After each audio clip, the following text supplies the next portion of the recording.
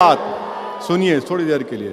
सबसे पहली बात कि ये मौसूफ लिखते हैं कि असदुद्दीन ओवैसी दहशतगर्द है। क्यों है? इसलिए कि असदुद्दीन ओवैसी ने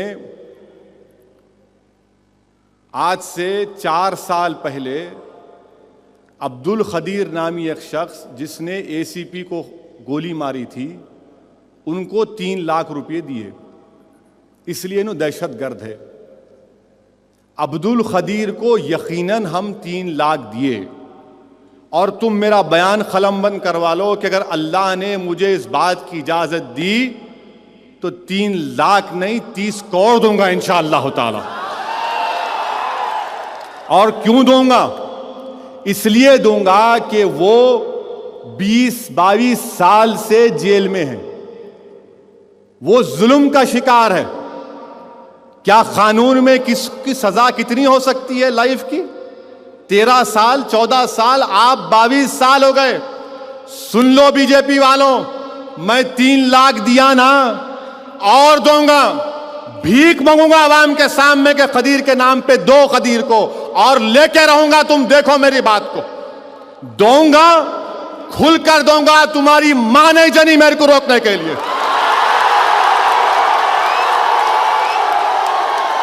मैं भी देखना चाह रहा हूं कौन मैं का लाल मुझे रोकेगा खदीर की मदद करने से। मुझे दस्तूर हिंद कानून इस बात की इजाजत देता है कि मैं इसकी मदद करूं। जब लाल कृष्ण आडवाणी, सुषमा स्वराज, साध्वी प्रज्ञा ठाकुर से जाकर जेल में मिल सकते हैं, तो क्या मैं खदीर के लिए पैसे नहीं दे सकता हूं? बराबर देंगे और देंगे, देते रहेंगे। ये पहला पॉइंट, ये पहला पॉइंट। अभी बहुत है, थोड़ा बैठो बैठो, फिर बैठ खड़े हो। दूसरा पॉइंट, एफिडेविट पिटीशन में क्या लिखे मौसूफ? खदीर का तो हो गया, लिख लिए ना आप कुशईगुड़ा वाले। अब दूसरा पॉइंट, दूसरा पॉइंट क्या है? मेरे भाई 2:45 हो रहे हैं, आप सुनना चाह रहे? हाँ तो ठहरिए, खामोश, जरा जरा प्लीज सबर। दूसरा पॉइंट क्या है उसमें कि कोई यूट्यूब पे नु वीडियो देखे, वीडियो में यह है कि असदुद्दीन ओवैसी उस वक्त के होम मिनिस्टर जाना रेड्डी से लड़ रहे हैं, इसलिए इन्हों टेररिस्ट है, केस बुक करो। मैं जाकर देखा कौन सा कब लड़ा मैं, तो मालूम हुआ जब वाटोली में 7 मासूम लोगों को एक खानदान के घर में बंद करके जिंदा जला दिया गया। 2008 में आदिलाबाद डिस्ट्रिक्ट भैंसा के पास वाटोली गांव में 7 लोगों को जिंदा जला दिए, याद है ना आपको? तो मैंने भैंसा के गेस्ट हाउस में जो जाना रेड्डी होम मिनिस्टर थे उनसे मुकाबला किया, लड़ा उनसे। मुझे पूरा इख्तियार है जमहूरियत में कि मैं लड़ूं, और अगर कोई किसी मासूम को जिंदा जलाता है, मासूम 2 साल के बच्चे को जिंदा जलाया गया, तो क्या मैं इंसान नहीं हूं? हां, मैंने लड़ा जाना रेड्डी से, होम मिनिस्टर से मैंने लड़ा। मैं जाना रेड्डी से नहीं बल्कि होम मिनिस्टर से लड़ा, और अगर दोबारा जरूरत पड़ेगी तो फिर लड़ूंगा, रास्ता रोकूंगा, जाने नहीं दूंगा उसको। हम जुल्म को बर्दाश्त नहीं करते। आवाम ने अगर हमको वोट देकर कामयाब किया तो क्यों किया? थालियां मारने के लिए नहीं। आवाम ने कहा कि तुम मेरी जान और माल का तहफ्फुज करना। हम धूप में ठहर कर अपनी उंगलियों को सड़ा देते हैं, गला देते हैं तुम्हारे लिए। औरतें क्या करती हैं कि मासूम बच्चों को लेकर 6-6 घंटे पोलिंग बूथ पे ठहरती हैं, धूप में वोट डालती हैं। तो क्यों डालती हैं? कि हमारे आज से कोई लड़े। हां, मैं लड़ा होम मिनिस्टर से, क्यों नहीं लड़ूंगा? मैं नहीं लड़ूं मैं? तुम जलाओगे हमारे बच्चों को, तुम संघ परिवार के लोग हमारे बच्चों को जलाओगे, और हम होम मिनिस्टर से नहीं लड़ेंगे? लड़ेंगे बराबर होम मिनिस्टर से। लड़ते रहेंगे जब तक असदुद्दीन ओवैसी और अकबरुद्दीन ओवैसी के जिस्म में आखिरी सांस रहेगी। हम संघ परिवार से लड़ते रहेंगे और ऐसे इस दुनिया से जाएंगे। हम ऐसा नहीं जाने वाले।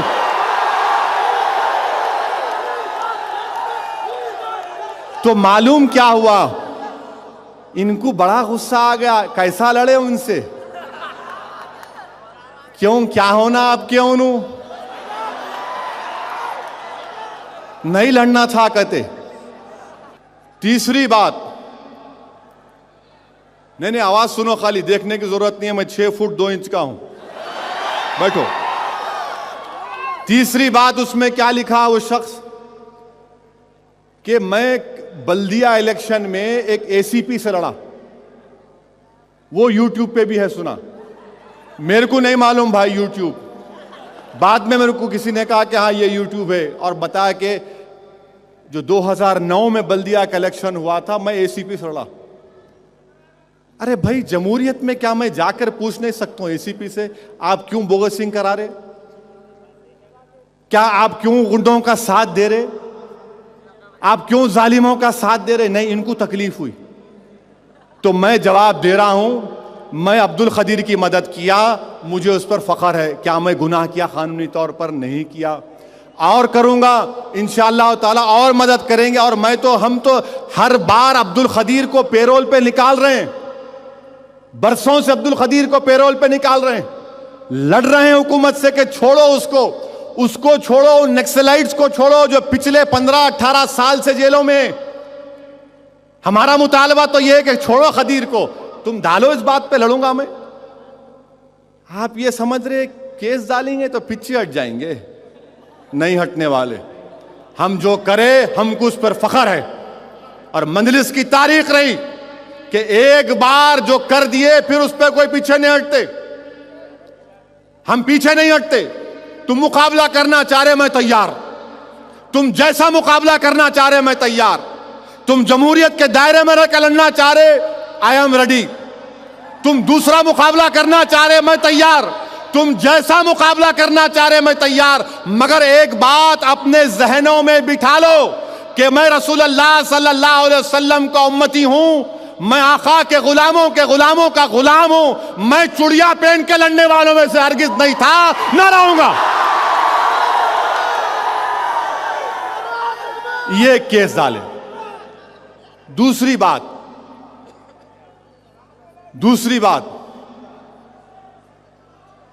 चीफ मिनिस्टर साहब ये बोलते हैं कि मेरा ताल्लुक नहीं है असदुद्दीन ओवैसी की गिरफ्तारी से, मेरा कोई ताल्लुक नहीं। नहीं, बिल्कुल नहीं है आपका। हम कहां बोले आपका ताल्लुक है बोल के? आपका तो ताल्लुक किसी है ही नहीं ना भाई। आप तो बह चाह रहे हो, आपको मालूम ही नहीं कुछ। ठीक है, मैं सिर्फ इतना पूछना चाह रहा हूं, मैं सिर्फ उनसे इतना पूछना चाह रहा हूं, यकीनन मुझ पर मुकदमा है, और मुझ पर मुकदमा क्यों लगाया गया? इसलिए लगाया गया कि मुतंगी के मुकाम पर मस्जिद है, रोड वाइडनिंग के नाम पर मस्जिद को शहीद कर रहे थे। मस्जिद वक्फ की प्रॉपर्टी है, वक्फ बोर्ड से परमिशन लेना, हिंदुस्तान की पार्लियामेंट का एक्ट है 1995 का कि आप 1 इंच जमीन नहीं ले सकते, आप परमिशन नहीं लिए। मैं गया, जाके रुकाया, भाई मेरे अल्लाह के घर को आप शहीद कर रहे थे, मैं जाके एहतजाज किया। आप दीवार भी तोड़ दिए, बिल्डिंग को तोड़ा खा गई थी, एहतजाज किए हम एहतजाज किए, हम मानते उस बात को। अब आप अवाम से ताल्लुक मेरा ये आपसे सवाल ये है कि क्या अगर बगैर कानून को फॉलो करे कोई चीज आप करेंगे तो क्या अवाम का नुमाइंदा जाके सवाल नहीं करेगा? अरे कैसा तोड़ रहे भाई आप, हमारी आंखों के सामने बाबरी मस्जिद को शहीद कर दिए, तो लोग यही पूछेंगे ना, असद साहब ये आप क्या करें, आप रहते हुए वक्फ बोर्ड से परमिशन नहीं था, आप कैसा इजाजत दे दिए? हम एहतजाज करें, केस बुक हुआ हमारा, ठीक है केस बुक हुआ, मैं कोर्ट को गया ना। आज कह रहा हूं आपसे, मैं जाने वाला था पहले ही, तो वहां के पुलिस वाले बोले साहब अभी मत आओ, वो कोई मोहांती साहब एसपी हैं, उनके जाने के बाद। अरे मिला भाई मैं आना चाह रहा हूं, नहीं अभी नक्को आओ। अकबरुद्दीन ओवैसी को जब लेकर गए, मिला मैं आ रहा हूं, हाथ जोड़ के बोलते साहब मत आओ, एक को संभालना मुश्किल है, बड़े आ गए तो और मुश्किल। ये जुमला कहा उन्होंने। मैं बोला ठीक है। मैं पीर को गया, मैं यकीनन डरने वालों से नहीं हूं। मैं तो चीफ मिनिस्टर से कहना चाह रहा हूं आप पूरे आंध्र प्रदेश में मुकदमे बुक कराओ, मैं चल के जाऊंगा, मैं लड़ने तैयार हूं। कान खोल कर सुन लो कांग्रेस वालों, मैं जमहूरी तौर से लड़ने तैयार हूं, कानून के जरिए लड़ने तैयार हूं। मैं लड़ाई से पीछे हटने वालों में नहीं हूं, मैं पीठ दिखाकर भागने वालों से नहीं हूं।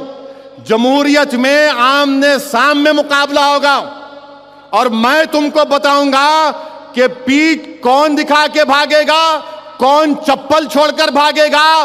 और पोलिंग बूथ में आंध्र प्रदेश के 80 लाख मुसलमान जब जाएंगे पोलिंग बूथ को, जब कभी भी असेंबली और पार्लियामेंट का इलेक्शन होगा, किरण कुमार रेड्डी कांग्रेस वालों तुम लिख के रख लो, 80 लाख मुस्लिम अक़लियत का एक वोट इंशाअल्लाह ताला तुमको नहीं मिलने वाला है, नहीं मिलने वाला है। मैं इस मुबारक जलसे से फर्जंदाने तौहीद से एक अदबन गुजारिश कर रहा हूं कि क्या जब कभी भी असेंबली और पार्लियामेंट का इलेक्शन होगा, क्या तुम किरण और कांग्रेस को वोट दोगे? क्या तुम इनको वोट दोगे? क्या तुम मजलिस को कामयाब करोगे? क्या तुम अकबरुद्दीन ओवैसी को कामयाब करोगे? क्या तुम मजलिस इत्तेहादुल मुस्लिमीन को कामयाब करोगे? ये जवाब हमारा मिल गया। बैठिए, अभी है, बैठिए, अभी खत्म नहीं करा मैं, बैठो, अभी तो वार्म अप हुआ हूं।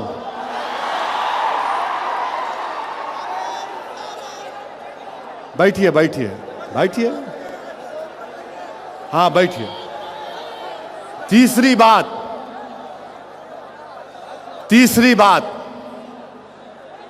सुनिए, जरा सुनिए। तीसरी बात यह है, अकबरुद्दीन ओवैसी की तकरीर के ऊपर अजीज़ान मिल्लत इस्लामिया, मेरी बात जरा सुनो भाई, जरा ठहरो, सुनो सुनो सुनो। ये सामने बैठने वाले बहुत गड़बड़ कर रहे हो, प्लीज जरा सबर। 3 दिन से मैं गवर्नमेंट का मेहमान रह के आया, जरा तो ख्याल करो मेरा। जेल में रखे हमारे को, वहां का जेलर परेशान, रोज मेरे को बोल रहा आके साहब मैं 11:30 बजे आया, आप मस्त सो रहे थे। मैं बोला क्यों भाई, परेशानी की बात क्या है? नहीं आज जेल को है तो लोग सोते नहीं, आप मस्त सो रहे। मैं बोला नहीं, हमारे को सोने की आदत है। जैसा कि शायर ने कहा कि तेगों के साए में पल के जवां हुए हम, खंजर हलाल का कौमी निशान हमारा। इन्हें परेशान है। एसबी के लोग आके पूछ रहे इनकी तबीयत कैसी है, इन्हें अच्छा सो रहे, अच्छा खा रहे। मेरे को बोले नहीं साहब जेल का ही खाना देते। मैं बोला वही दे दो भाई, मैं खाना मेरे को फिक्र नहीं है, तुम जो दिए खाता हूं। हमारे को 3 दिन रखे, जरा प्लीज ख्याल करिए आप। अकबरुद्दीन ओवैसी की तकरीर, अजीज़ान मिल्लत इस्लामिया, मैं आज आपके सामने एक वाक़या का जिक्र कर रहा हूं। मैं एक वाक़े का जिक्र कर रहा हूं कि शायद 1980 के किसी वक्त की बात है। मरहूम कायद सालार मिल्लत को शहर बदर कर दिया गया था। फिर शहर से लेके आए तो मेरे ख्याल से चंचलगुड़ा या फिर मुशीराबाद जेल में रखे। हमारी एक फुफेरी बहन अमेरिका से आए थे, वो मिलने गए, तो मैं और अकबर शायद हम लोग 11 और 12 साल के थे। हम लोग भी गए हमारी फुफेरी बहन के साथ। तो जब जेल के अंदर गए तो एक जालिम जेलर था, उसने कहा कि नहीं, सिर्फ 2 लोगों को इजाज़त देता हूँ। तो हमारी बहन ने कहा कि देखो, ये सलाहुद्दीन साहब की बहन है और मैं उनकी बेटी हूँ, ये 2 छोटे बच्चे। तो नहीं, 2 ही लोग जाना। हम दोनों बच्चों को अंदर लिए मगर बाहर रोक दिए। आप सोचिए कि मैं अपने वालिद को 1.5 महीने से नहीं देखा था और बड़ा बेचैन था कि मैं अपने वालिद को देखूंगा। तो हिम्मत करके मैं ऐसा अंदर गया, तो वहाँ जो पुलिस वाला था हाथ पकड़ा मेरा, बोला बाहर जाओ। और मैं अपने वालिद मरहूम सालार को देखकर रोना शुरू कर दिया। मेरी उम्र 12 साल की थी, रोना शुरू कर दिया मैं। अकबरुद्दीन ओवैसी की शख्सियत तुमको बता रहा हूं। ये शख्स आया और उसका पुलिस वाले का हाथ झटका, कहा तो कैसा मेरे भाई का हाथ पकड़ता, मैं मिलूंगा, मैं अपने बाबा से मिलूंगा। और मेरा हाथ पकड़ के अंदर ले गया, अकबर चलो भाई आप। ये 11 साल में ये हाल था, ये 11 साल में ये रंग था। अब अगर मैं उनकी उम्र बोलूं तो उनको बड़ी चिढ़ आती है, उनकी उम्र बोले तो। वो हमेशा अपने आप को कलरफुल समझते। इंशाल्लाह अल्लाह उनको हमेशा कलरफुल रखेगा, अल्लाह उनको कलरफुल रखेगा, वंडरफुल रखेगा और हमेशा अल्लाह उनको मुजाहिद बनाकर रखेगा। ये 11 साल में ये हाल था अकबरुद्दीन ओवैसी का। मरहूम कायद जब देखे दौड़ते हुए आए और आकर हम दोनों को अंदर लेकर गए। अजीजान मिल्लत, हमने अपने बचपने में हमारे स्कूल में, स्कूल के बच्चे हम पर ताना मारते थे, अरे शहर में फसाद हो गया, तुम्हारे बाप को पकड़ लिए शायद। हम वो ताने सुन के बड़े हुए। हम अपने वालिद को जेलों में देखे, घर में कम देखे। हम अपने वालिद को जलसे सुने, रातों में हम जाते थे दौरों को। अहमद पाशा कादरी गवाह है। अजीजान मिल्लत, यकीनन हम कमजोर हैं, हो सकता हमसे गलतियां हुई होंगी। मैं कोई ऐसा दावा तो नहीं कर रहा हूं कि मैं फरिश्ता हूं, यकीनन इंसान हूं। मगर मेरी रगों में जो जिस बुजुर्ग का खून दौड़ रहा है वो अब्दुल वाहिद ओवैसी का खून दौड़ रहा है। सुनो जालिम कांग्रेस वालों, तुम अगर ये समझ रहे हो कि असदुद्दीन अकबरुद्दीन ओवैसी को जेल में डालने से हमारे हौसले पस्त हो जाएंगे, तुम नहीं जानते। तुम नहीं जानते कि हम किसकी नस्ल हैं। हम अब्दुल वाहिद ओवैसी की नस्ल हैं। और वो अब्दुल वाहिद ओवैसी जिसने बातिल से समझौता नहीं किया। 11 महीने जेल में रखा गया अब्दुल वाहिद ओवैसी को, 11 महीने जेल में रखा गया एक 6 फीट बाई 6 फीट के कमरे में। मगर इस शख्स ने बातिल से समझौता नहीं किया। अब्दुल वाहिद ओवैसी के बैंक के अकाउंट्स को बंद कर दिया गया। आज मेरे चचा यहां पर बैठे हुए हैं। एक चचा का मेरा इंतकाल हुआ 1 महीना पहले।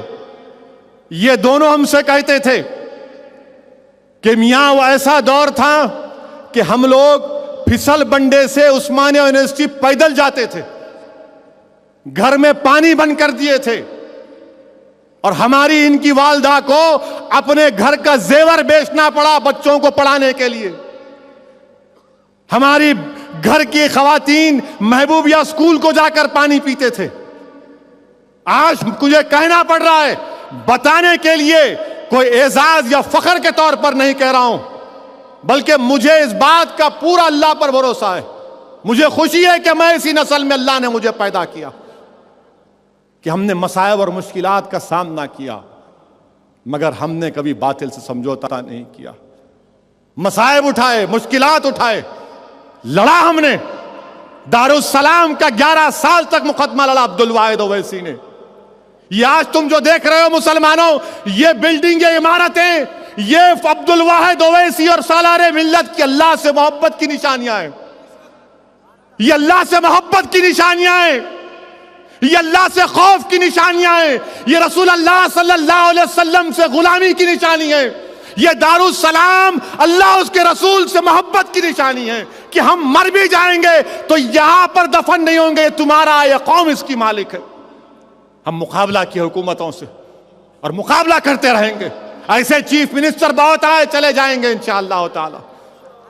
हमको जिससे निस्बत है, हमको जिस नाम से निस्बत है, हमारा ताल्लुक किससे है? हज़रत उवैस करनी से, जिसने अपने पूरे दांतों को निकाल दिया रसूल अल्लाह के लिए। क्या अकबरुद्दीन ओवैसी चंद महीनों के लिए जेल की सोबत क्यों बर्दाश्त नहीं करेगा? क्या असदुद्दीन ओवैसी अपनी जान के नजराने देने के लिए तैयार नहीं होगा? यकीनन होंगे। इसलिए होंगे कि अल्लाह ने कह दिया कि मैंने तुम्हारे जान और माल को जन्नत के एवज खरीद लिया। ये जालिम लोग जेल में डालकर समझ रहे कि हमारे हौसले पस्त हो जाएंगे। नहीं होंगे, हमारे हौसले नहीं पस्त हो सकते। हम लड़ते हुए जाएंगे, सीना तान कर जाएंगे, हम कभी पीठ नहीं दिखाएंगे। चीफ मिनिस्टर किसी एक आदमी के पास पैगाम पहुंचाए, हमारे दोस्त के पास। चीफ मिनिस्टर जो है आपके मुखालिफिन को क्या बोले मेरे को, हाँ 3 करोड़ रुपए देंगे कहते, हमारे मुखालिफिन केबल चैनल शुरू करना। उन्होंने कहते बड़े बड़े गुंडों को मैदान में उतारेंगे और उन्होंने इस इलेक्शन में ऐसा करेंगे। मैं बोला ये क्या, ये सही बोल रहे? आप बोलते हाँ भाई, उन्होंने आके बोले। मैं बोला क्या पागल हो गया? 3 करोड़ रुपए देते कहते उन्होंने, 3 करोड़ रुपए में कौम बिकती, लाहौल बला खुवत। अरे बिकने वाले बिकते होंगे, हम रसूल अल्लाह के नाम पे बिकने वाले हैं। हम रसूल अल्लाह के नाम पर बिकने वाले हैं। लगाओ बोली, कौम इतनी कमजोर नहीं है कांग्रेस वालों। आप गुंडों को उतारेंगे, उतारो गुंडों को, आप गुंडों को उतारो, फिर देख लो शहर में क्या होता। अच्छा पुलिस की बात, उस्मानिया यूनिवर्सिटी का इंस्पेक्टर, उस्मानिया यूनिवर्सिटी का इंस्पेक्टर केस बुक कर दिया। अच्छा करे भाई कोर्ट से आया ना। सीआरपीसी का सेक्शन है कि 2 क्राइम, अगर एक क्राइम के ऊपर कई एफआईआर रजिस्टर नहीं हो सकते। तो बाद में मेरे को कोई बताए कि उस्मानिया यूनिवर्सिटी का जो इंस्पेक्टर है वो करप्शन में सस्पेंड हुआ था, तो चीफ मिनिस्टर उसको बहाल करे, मगर हाई कोर्ट में केस चल रहा है इसलिए उन्हें वफादारी निभा रहे। अच्छी बात है। अब हाई कोर्ट में हम पार्टी बनेंगे, तुम ये करे ना, हम वो करेंगे इंशाअल्लाह ताला। उस्मानिया यूनिवर्सिटी का लिख लो पुलिस वालों, मैं बोल रहा हूं, खुल के बोल रहा हूं। उस्मानिया यूनिवर्सिटी के इंस्पेक्टर का केस हाई कोर्ट में चल रहा है। नहीं दिखती आपको, मैं देख रहा हूं कहां है, मालूम, बैठो। अब हम हाई कोर्ट में जाएंगे, इंप्लीड होंगे तुम्हारे केस में। कैसा करप्ट आदमी इंस्पेक्टर रह सकता भाई? कैसा करप्ट आदमी इंस्पेक्टर रह सकता बताइए आप? इंप्लीड होंगे अब हम इंशाअल्लाह। आप तैयार हो जाओ, तैयारी करो। तीसरी बात पुलिस के ताल्लुक से, कल टाइम्स ऑफ इंडिया अखबार में रिपोर्ट आई कि कमिश्नर पुलिस ने जितने मजलिस इत्तेहादुल मुस्लिमीन के अरकान के खिलाफ NBWs और वारंट है निकालो बोल के आर्डर दिए। टाइम्स ऑफ इंडिया की रिपोर्ट है, मैं नहीं बोल रहा हूं। मैं पूछना चाह रहा हूं ये कि कमिश्नर पुलिस साहब से पूछना चाह रहा हूं, कांग्रेस का एक लीडर था जो गांधी भवन में फर्नीचर जलाया, उसके ऊपर भी NBW है, केस है, आप क्या करें? कांग्रेस का एक यूथ लीडर है, रिलायंस के दुकानों को जलाए तोड़े, वो आप क्या कर रहे? मैं आपसे पूछना चाह रहा हूं, एक मिनिस्टर साहब थे, पासपोर्ट ऑफिस में जाके पासपोर्ट ऑफिसर को मारे, उनका भी है, क्या कर रहे आप? मैं आपसे पूछना चाह रहा हूं, महबूब नगर का एक मिनिस्टर था, TRS में चला गया, वो मारा ऑफिसर को इलेक्ट्रिसिटी के, वो केस है, आप क्या कर रहे? बहुत बोल सकता हूं मैं। आप इतना याद रखिए कि मेरी लड़ाई आपसे नहीं है, मेरी लड़ाई जमहूरी अंदाज में हुकूमत से है।